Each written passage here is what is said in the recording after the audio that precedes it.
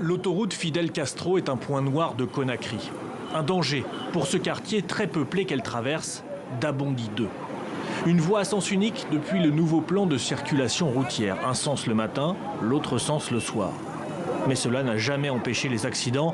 Alors les jeunes du quartier ont pris en main la circulation. Ils tiennent la route et bloquent les contrevenants, ceux qui veulent absolument passer dans le mauvais sens. On a fait des écrits adressés aux autorités, mais comme on voyait qu'il n'y avait pas de réponse, qu'il n'y avait pas une certaine réaction vis-à-vis de ceci, la jeunesse s'est mobilisée afin de mettre un terme, mettre à l'abri cette population des dangers vis-à-vis de ces sens interdits. Et souvent, comme ils disent, ce sont les corps habillés qui forcent le passage et créent des accidents.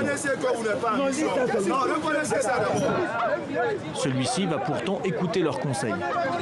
Oui, je suis de passage, on m'a arrêté et je vois que c'est normal.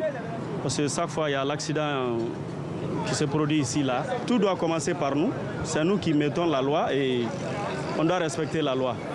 Moussa et ses camarades passent des heures sur la route. Le reste du temps, ils visitent des victimes. Ici, Monsieur Camara, qui a l'épaule fracturée après un choc avec la moto d'un gendarme. Et chez Madame Kourouma, c'est une histoire encore plus grave.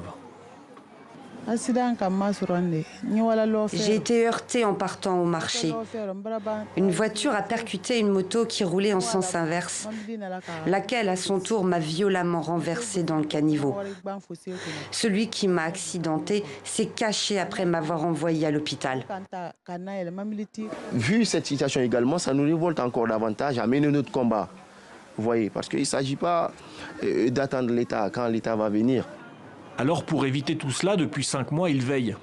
Et la police est contente, comme les autorités, qui n'ont toujours pas construit une passerelle pour protéger les passants, malgré les demandes incessantes des habitants du quartier.